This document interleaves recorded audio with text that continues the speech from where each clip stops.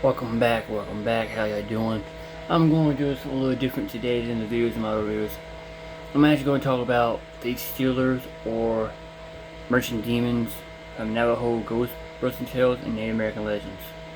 This sounds similar to what a Raven Marker is and everything. It's this evil spirit, evil ghost that steals life from humans and everything, hearts and all to live longer. Or mimic their body, everything, like Skinwalker, like almost, basically. Let's get into it, shall we? Yes, I have returned, and I hope you're ready for another scary story. Oh!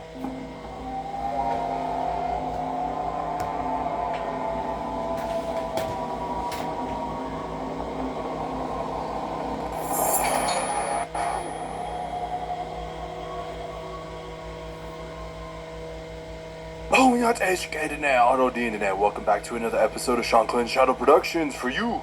And you, over there, I got two cameras. I'm gonna utilize it. I'm gonna use it.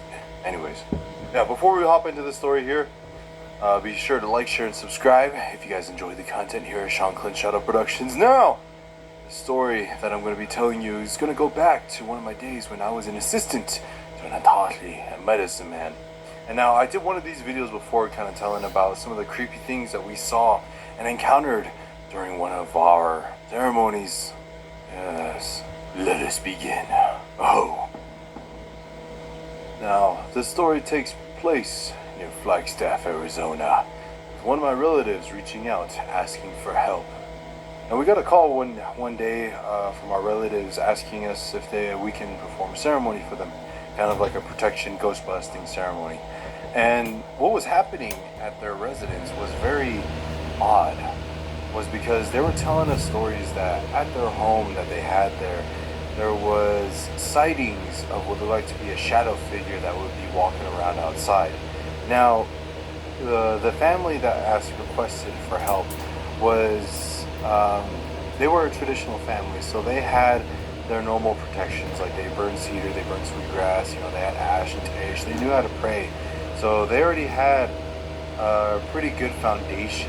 And, normally when it comes to things that go beyond that and they can actually kind of still mess with you even though you still do that, that's kind of when you call upon a Hatahi to be able to come and assist you and help you out. And for those of you who do not know, Hatahi is a medicine man in Navajo. So we were called out there because they were having sightings of a shadow being that was outside of their home.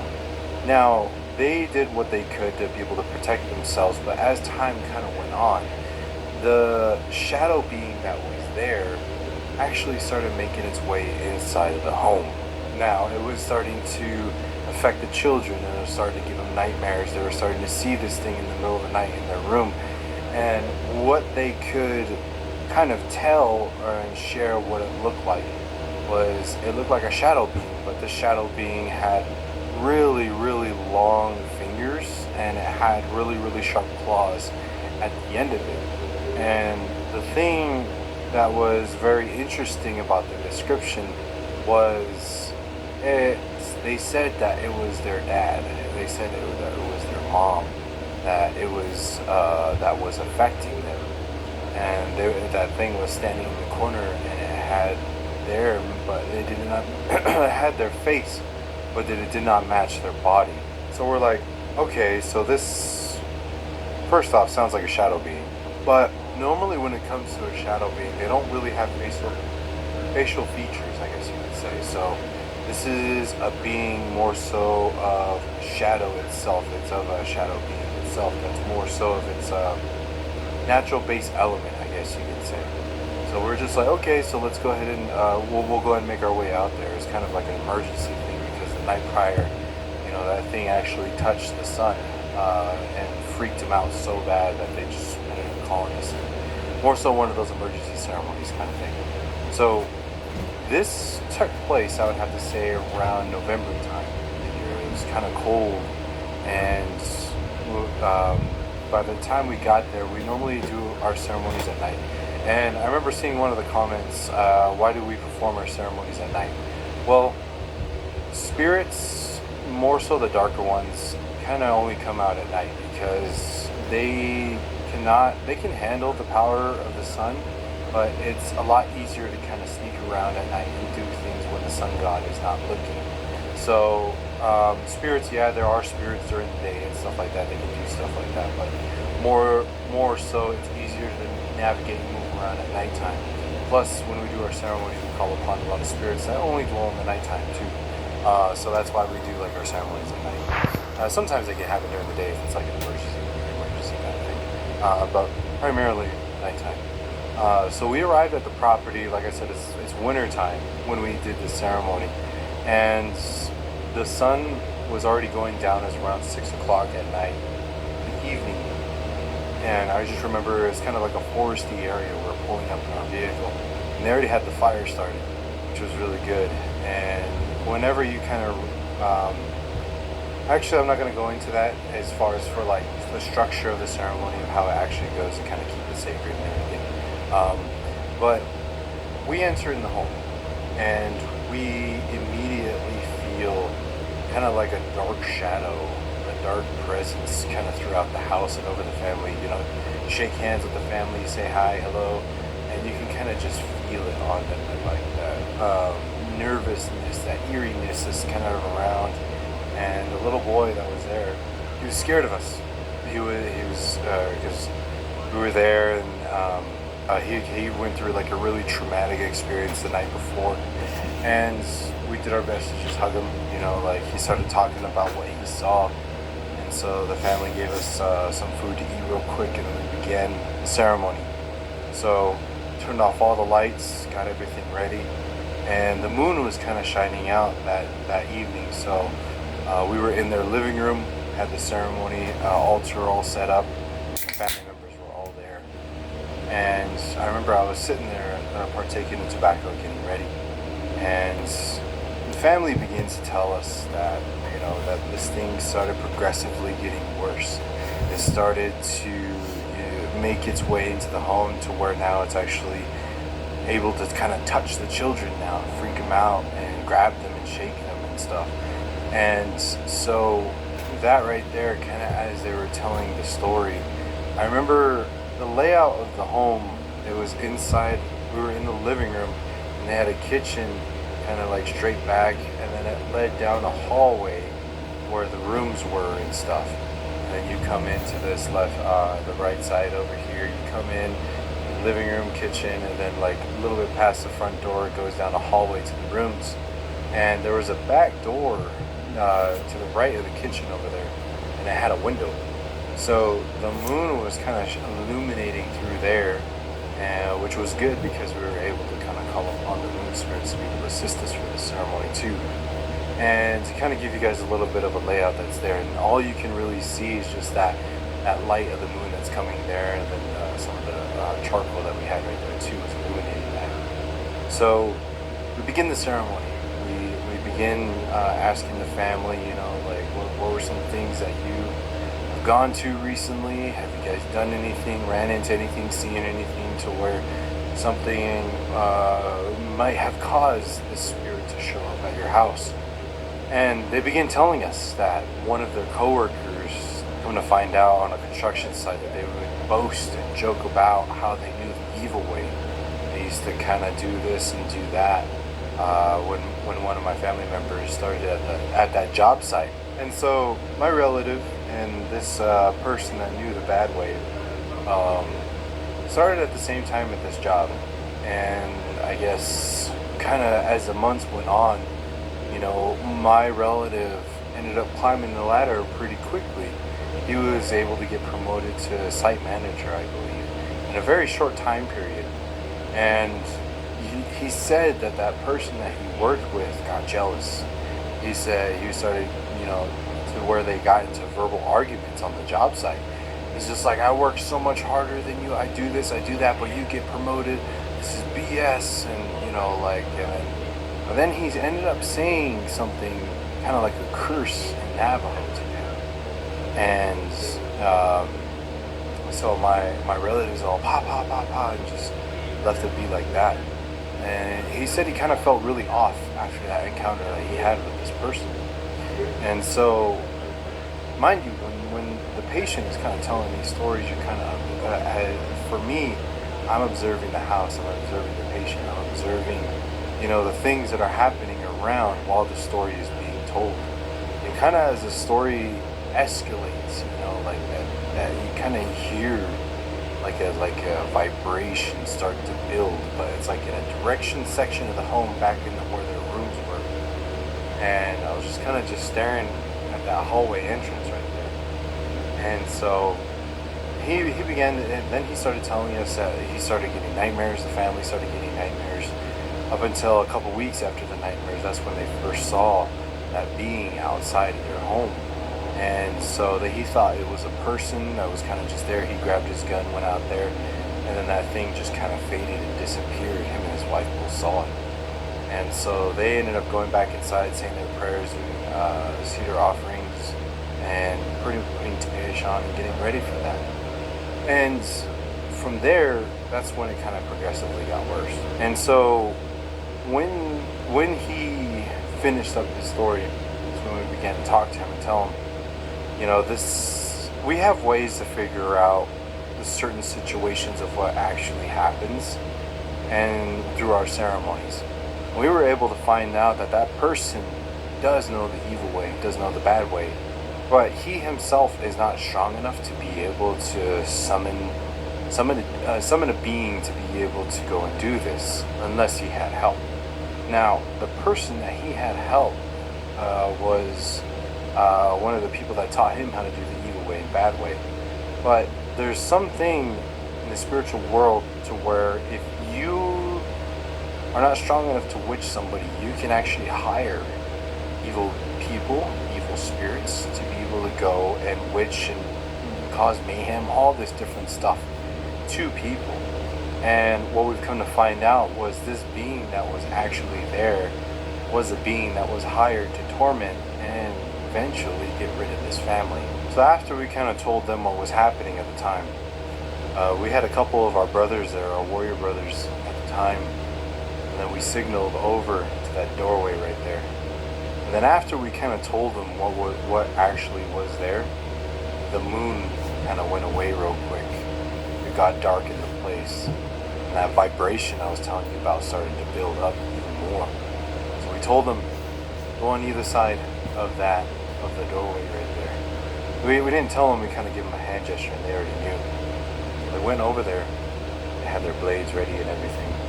And so the Hatathi for this ceremony, he had inside of his Jish's gourd box some fool's gold.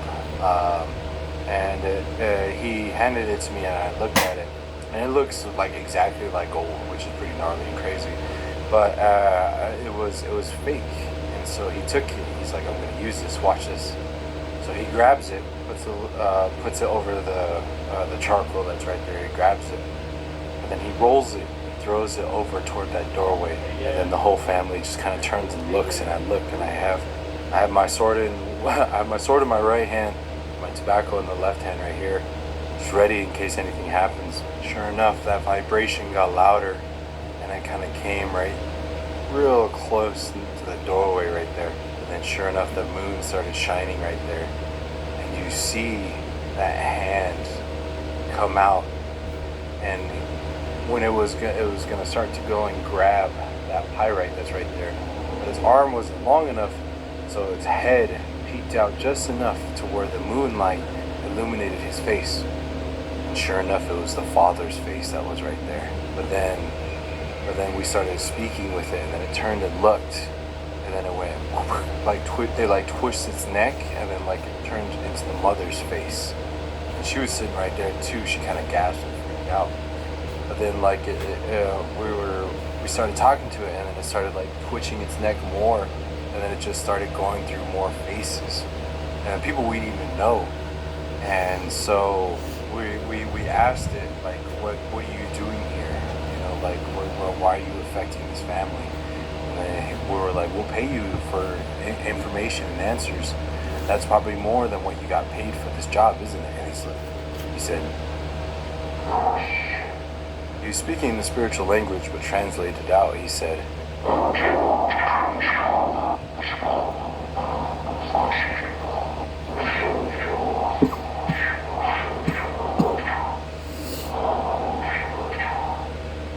he ended up saying his name, and I'm not gonna say his name.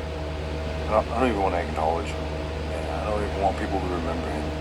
But anyways, so he was kind of right there just speaking with us. He kind of put his hand back, but he didn't reach it. He didn't grab it because there was kind of like an agreement that he had to answer some questions before he grabbed it. And so his face was kind of just there, and it was just staring at us. But then like every now and then he'd twitch, and then a new face would appear as we were speaking with him. And I was just kind of just standing there looking at it. And then sure enough, the Hatathi tossed another gold piece after our questioning was done. And he reached and grabbed, then he went to go and grab it. He grabbed the 2 pieces of fool's gold that was right there. And then my 2 other brothers that were right there grabbed it, grabbed his face, pushed it down into the ground that was right there. And that's when the Hatathi went up, and then he got rid of that spirit that was right there, right then and there. And but then they ended up, once you kill a spirit that's kind of like that, its physical form kind of goes away. It just turns into kind of mist like that. And so, but spiritually, the body was still there. So they had to go and get rid of it and take it. And so they took the body outside over to the fire. And then the remnants that were kind of in the home that was right there, they put it back into the fire, everything together, everything that was there. There was like some residue, black, kind of like, it was like black silver ash that was left on the ground where he stood. And we cleaned all that out, got all that out, and put it over to the fire. And so we spoke with the family after. We were kind of just sitting there, and then we were educating them. That's kind of what I tell people is, when it comes to mimics, when it comes to people who shapeshift and things like this, it's never just one category, I guess you can say. Trying to explain it is like, it's a craft, it's a talent, it's something that you can learn to pick up. Learning how to mimic people, their voices, who they are. It's kind of one of those things that you can learn how to do. If you're a pretty high level being, pretty much every high level evil being, and even good beings sometimes can do it. They can mimic, they can do these certain things that are like this. But when we were actually able to kind of look into this wasn't a shadow being. This was kind of like a mercenary spirit that was hired to kill. And so it wasn't a shadow being. It knew the ways of shadows and stealth, yes, but it wasn't specifically a shadow being itself. It's like learning how to go with darkness and shadows is not terribly hard, I guess you can say. It's just like an average level spiritual being. Indeed, he can go into the shadows and hide if they were. But one that's a mercenary that's trained to do this, of course they can do that. So now, why did this thing have people's faces on it? Why did it have all these different things? And when it comes to this, I mentioned this in a couple of my other videos, but I wanted to go more in depth on this whole ceremony that we did here. Was when you look into the crystal and kind of lower level Hatathis and medicine people, if they're not trained properly, sometimes whenever they go and have a patient that's being witched or anything like that, they'll look inside of the crystal, and then the light and then the crystal will show them a person. It'll show them a face. But when it shows them a face, they'll send that prayer back at that person. And, but come to find out that that person that was shown right there was just an evil being wearing another face of somebody else. It copied their face to where like it doesn't, the evil prayer doesn't go and hit them back, that they sent out. The Hatathis, they always say that like you're never supposed to pray against somebody. So, but what we do is you do like a mirror effect to where like whoever sent this evil prayer against us, send it back to whoever sent it. And so, but some untrained Hatathis will be able to say, hey, go after this person, go after this person. And you're not supposed to do that, just for this very reason. Because if you were to pray against somebody and they saw this right here, it had different faces, you would end up praying against somebody who was innocent and had nothing to do with this whole situation, just a random person somewhere out there. Like I said, this dude had like 30, 40 faces by the time that we were done and everything was done. That's how many faces I saw of this person. Now, that right there is where you have to kind of be careful, and that's where I learned about the whole wearing the different faces. They wear masks to be able to protect themselves against these certain things. And so, but is that rare? Not really, no. This is kind of a tactic throughout the centuries of spiritual warfare that's kind of been used to be able to learn how to protect oneself against evil out there.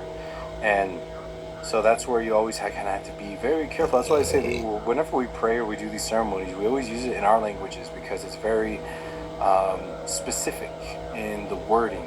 But English language, you say, send that prayer against him. Who's him? There's like a bunch of hymns in the world. You know, you always got to be careful of how you word your prayer. You always got to be careful when you interact with these beings, how you word certain things, how you word your prayer, how you word your protections, how you word, you know, your war prayers and all these different things that are out there.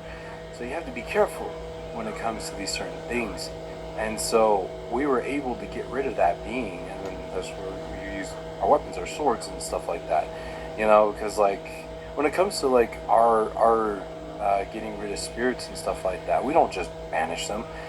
Shoot, man, if you banish a spirit and you say, I send you back to hell, I send you to hell, I banish you to hell, and then that's where they came from. He comes down, he's gonna look around and be like, well, the devil's gonna look at him like, well, you got sent back, huh? And he's like, yeah. He's like, all right, we'll go out there again and go do it again. You know, if an evil spirit goes, has the intention to kill, you as a protector have the right natural law to defend yourself and the family right there. So that's where a lot of people will say like, oh, why do you have swords and all these different things? Because like, we don't banish spirits, we get rid of them, evil spirits, and just so they don't come back for that very reason. And other Hatathis, they call upon spirits to do it for them, but if you're not of able body, yeah, you can go ahead and do that. But us, we're trained, we're able body, so we take care of it ourselves, let the internet and take care of the cleanup pretty much. But that was an encounter that I had of where, you know, encountering a mercenary spirit with many faces. And it was very interesting to kind of see that level of power to where the normal protections kind of, he knew how to elude them. He knew how to get around them. He knew the loopholes, how to get through all these different things. And so when we were doing the ceremony, we had we were burning all these other different herbs that were there, you know, cedar, sage, all these other mixes that we have. And in a sense, when you do a ceremony, you're in a sense taking off the veil of the spiritual world and the physical world together like that. So that's how the family was able to kind of see that spirit come in like that. They were able to see that, and they were all kind of freaked out, you know. But that's some of the evils that are out there in this world, you know. Some people are very petty like that, you know. You get a promotion before somebody else, and shoot, they're gonna witch you. They'll say some bad things about you, all these different things, a lot of jealousy and a lot of anger out there, to the point to where they go and do that. Yeah, it's out there, everybody. So you all just have to be careful of who you let in your home, who you have in your circles, and just every time you go out there in the world, just always have some sort of protection with you, just in case for these certain situations, and always know, you know, that your power of your prayer and where you come from, and acknowledgement of the lands and spirits around you, family spirits, all these different things that are around, you know, call upon them for help when certain situations like this happen. And if you can't handle it yourself, call upon a leader of your faith to come and help you out with these certain different things that are out there. And but we ended up driving back, and I was just like kind of just asking questions all night, you know. And you know, that's where I learned about that, the different faces and the masks kind of thing. So but that's going to be it for my story that I have for this certain ceremony that we had. You know, the family is doing a lot better after that, which is really good. And the little boy, we did a prayer for him, sang for him, and this had to have taken place like 10, 15, 10, 12 years ago, I'd have to say. So they're all kind of grown up now. It's pretty cool to see that. But the teachings that you run into in some of these ceremonies is always kind of different when you run into these